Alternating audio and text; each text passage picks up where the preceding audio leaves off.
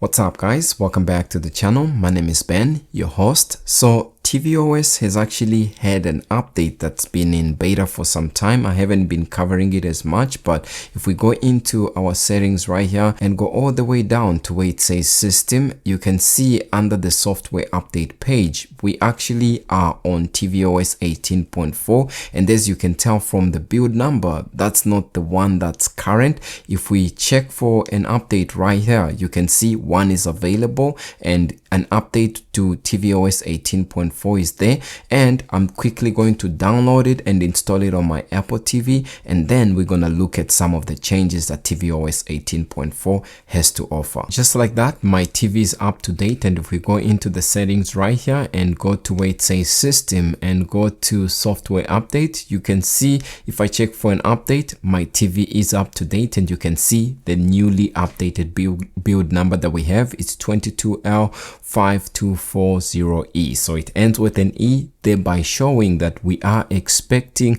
a couple more betas before this comes out to the public. Surprisingly, this has a couple new features and changes, even though they are not highlighted in the what's new page. You can see here it still does mention Snoopy, and it's still one of my favorite screensavers right there, which is good. But a few of the changes that this update has to offer, if I was to show you, if I go to the Apple TV app just right there and then open it, if you are a user and you have the Apple TV subscription, I'll be happy to let you know that Apple TV has now slowly started implementing new illustrations punctuating the Apple TV's app's editorial headers. So if a movie has been nominated for an Oscar, then it's gonna show up right there. If it's a TV show that's nominated, it show up, and you'll also be able to see movie spotlight, sports and Academy Awards illustrations and more for your different movies and TV shows that you like. It will show up just below that as a pop-up, and you can click on it to be able to read or see more on that. Within the settings, if we go to the apps right there, there's now a section that allows us to automatically download in-app content, which is good. Within the Apple TV app, there was also another slight change for the layout of trailers and teasers, with the collection of promotional videos now being renamed to clips. But as of now, it seems like now that's back to trailers, as you can see right there. Another change that has been added has to do with the Apple TV app. So now you can see if it's an Apple TV original show such as this one, you can see it's gonna tell you when new episodes are actually going to be coming out, and there's a bunch of them that are updated as time goes on.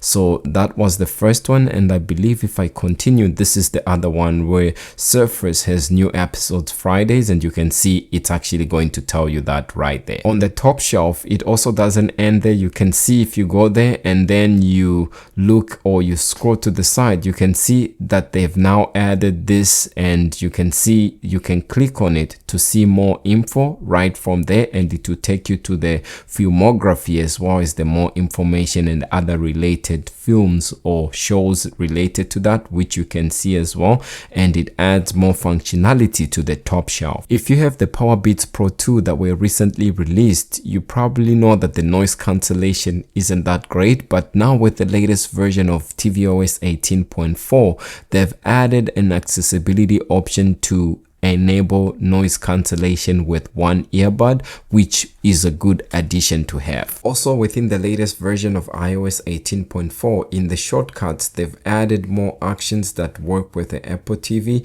adding the ability to get more information. So you can see here on the Apple TV, you can change TV settings, and you also have the ability to get TV settings. And then if you search for Apple TV, you can see more have been added, including Wake TV, Sleep, Apple TV, among others. And depending on how many or what you want to add, you can always find almost anything, including use cellular data for streaming or use play history, default language for subtitles, continue watching display, among others, which are always welcome and good to have. And just an FYI, this update also released alongside iOS 18.3, which I showed you, that has those shortcuts, and it has iPadOS 18.4 beta 3, macOS 15.4 beta 3, tvOS 18.4 beta 3, of course, visionOS 2.4 beta 3, and of course watchOS 11.4 beta 3. Most of these updates I do cover here on the channel at HalfManHalfTech, so if you want to keep up to date, definitely do hit like and subscribe. And if we go to the Apple TV release notes right there, you can see they do mention a few new features. Some have to do with background assets right there, and you can see, in addition to existing support for iOS and so on, the background assets framework is now supported for Apple TV apps on tvOS 18.4, which is good. And you can see a few deprecations that have been mentioned, a new store kit feature that has been mentioned. But other than that, you know, there's a few resolved issues and yeah, some new features with URL session. But other than that, that's all that Apple tells us about this update. It does have a little bit of, you know, changes compared to some other updates like watchOS, and the more we update and we come across new features and changes, I'll be covering them here on the channel. So if there's something you want to see, definitely do hit like and subscribe. My name is Ben. If you like this video, leave a like and subscribe, and I'll see you in the next one. Peace.